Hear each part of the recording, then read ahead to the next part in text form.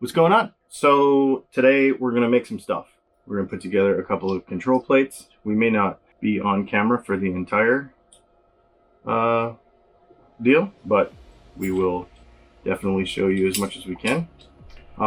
This is going to be for a Telecaster, of course, with 500K pots in it. So a lot of people ask us why we don't sell these wires only. And I guess I could, now that I'm sitting and thinking about it. But the reason we include them most of the time is because if you are converting from an import guitar, you know, like a Squire or some kind of other situation like that, the holes are going to be too small. So these shafts are a 3/8 diameter, where most import guitars are 7mm. What that means is that if you buy the wiring from me, but you don't buy the rest of it, then you'll end up with holes that are too small, and you'll have to drill out. You have to drill out your control plate, which can be done, but for the extra few bucks, it makes sense to just get a proper, and then from then on you'll have like the proper, you know, custom shop telly style setup here. This one is going to be getting a 3-way switch. We use Oak Grigsby switches, basically the same thing they put in Fender custom shop guitars. I need to do a video on aftermarket switches versus regular switches. Oh, and this one, so he actually wants this reversed. So this is going to be the volume, this is going to be the tone, and this is going to be the switch. So we should probably flip this right. Nope. Okay. I'm actually not quite a fan of the reverse control plate. A lot of people like them. I just don't like them because when I'm playing them, I feel like I hit the volume knob all the time, almost kind of like you do on a Strat. So I'm not really a fan. All right, so let's get to soldering.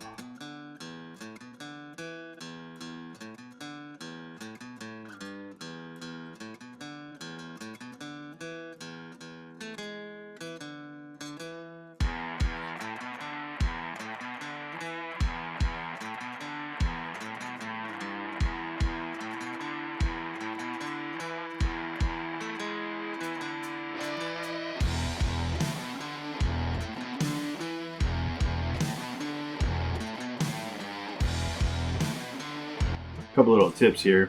When you're putting the capacitor on the back of the pot, try to keep it as tight to inside the outside line of the pot as possible, meaning don't let it stick way over the side, because then when you put this in the guitar, some of those control cavities, especially on some of the import guitars, are really super narrow, and so the capacitor can hit on the inside of the guitar. So try to keep that as tight to like this straight line as possible. Don't let it hang way over.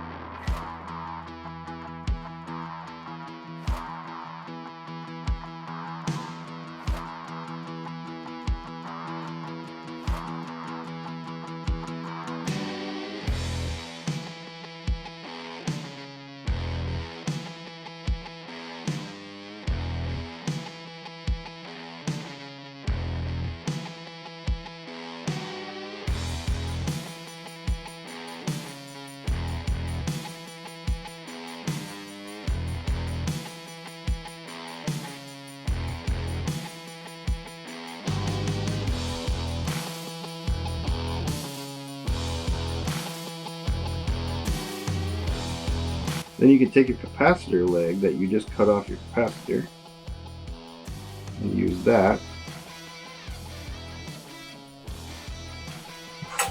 as your bridge wire, or your bridging wire, your jumper wire for your that. Just don't burn yourself. These are hot.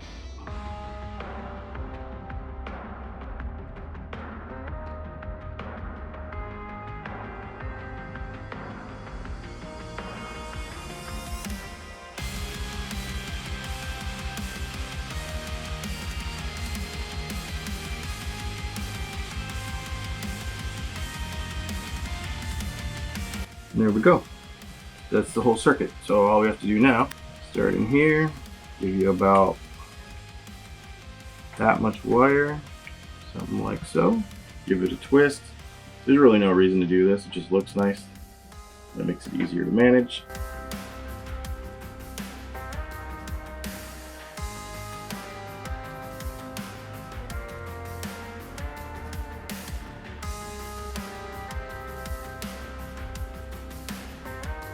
Ground here, hot on the center lug.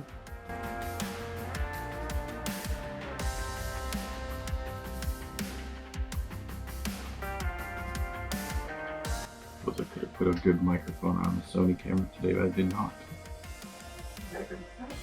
I didn't even see it. Well, I was thinking about it, and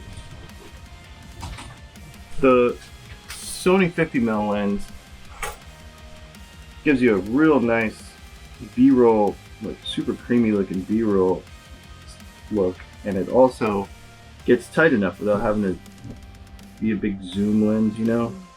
Because actually on the APS-C it ends up being 85mm, and then in the lower light situations it's better.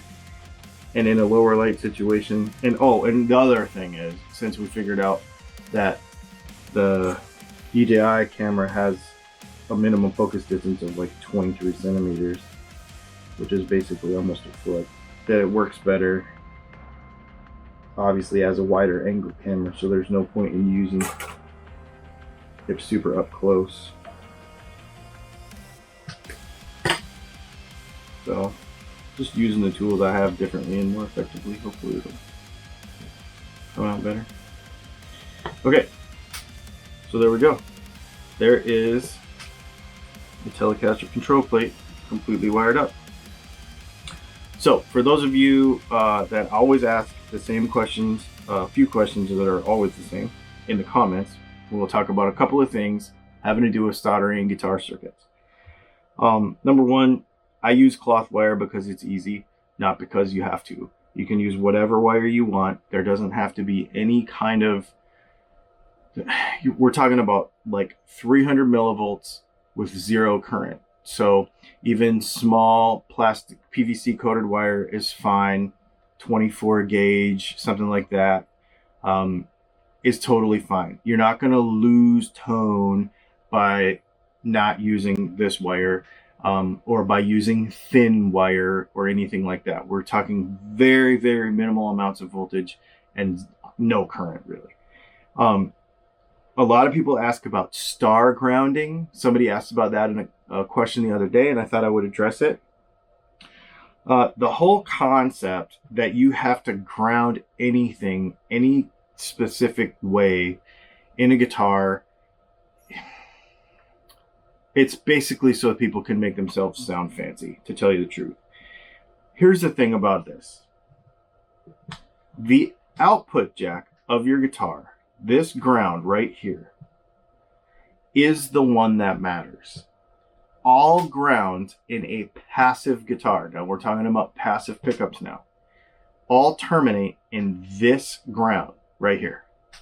That goes then out to your cable and then to the amp. Which is on the back of this volume pot. So that means that this switch on a Telecaster, this grounding plate right here is all, the actual control plate is all grounded. So the volume pot, the tone pot, and the switch are all grounded through the control plate, which is technically 3 different places. But the thing is they all terminate right here. There's no need to worry about star grounding everything in one spot or anything like that. The only situation that causes a ground loop, and we have a whole video about this, The whole reason you would have a ground loop in a guitar is you wouldn't. It's not possible because there is no way for ground potential to be different from one component to the next because you only have one ground in the guitar. There's only one. Ground loops are when you have two different power supplies, when you have two different current supplies, we'll say that, with two different ground potentials. In a guitar, we don't have that. It's just not possible. It just doesn't happen because it doesn't exist in a guitar. So, bottom line is, you can ground your pickups wherever you want as long as they are grounded. Air conditioning, the only thing that would cause a difference in ground potential in a guitar is a bad solder joint.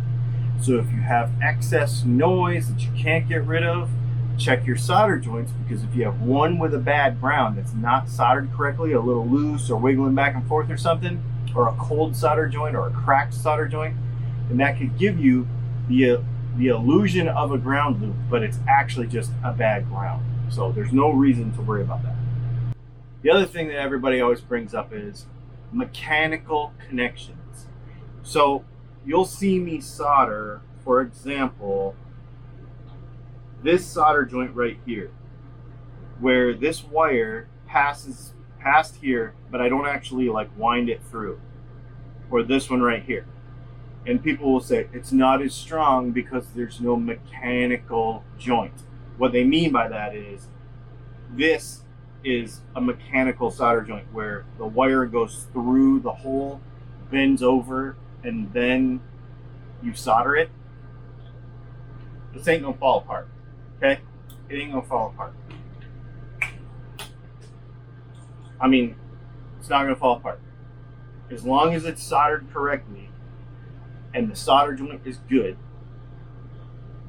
it's not gonna fall apart. I'm not gonna crack a solder joint by doing that. I mean, we could probably yank on this all day and I would probably bend pots and ruin pots before that solder joint was gonna break. The only time you have to worry about mechanical solder joints is probably more so in high voltage situations or really high current situations where you're introducing heat, because heat just doesn't happen in a guitar because there's no current. So mechanical solder joints in a guitar, as long as it's good, it doesn't matter. Yeah, there's vibration, but it's not going to overcome a good solder joint. Well, thanks for watching today's video. We are actually coming at you from Myrtle Beach, South Carolina. That's the ocean. And this is what we're doing on all of our spare time when we're not working. This is our lunch break today. So thanks for checking that video out. Make sure you go to dylancontest.com and check out to enter to win that 40,000 subscriber giveaway guitar. Don't forget, this is a global giveaway because we're going to have some stuff for people that don't live in the United States as well, even though it's not that guitar. Also, make sure you go check out patreon.com/DylanTalksTone because we have a really cool class coming up Sunday night at 8 p.m. Eastern. All interactive. You get to bring your own guitar online, do the stuff. It's going to be really fun. We're going to talk about guitar nuts. So make sure you check that out. And if you sign up for that class, you get a free one the following week. So don't forget to do that. And I guess I'll see you tomorrow.